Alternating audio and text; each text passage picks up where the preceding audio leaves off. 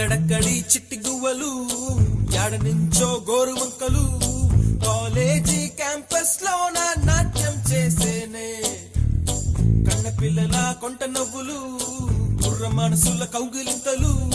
college compound అంటే కోడై కానాలే course ముగిసే రోజు వరకు తుల్లిపడిన కుర్ర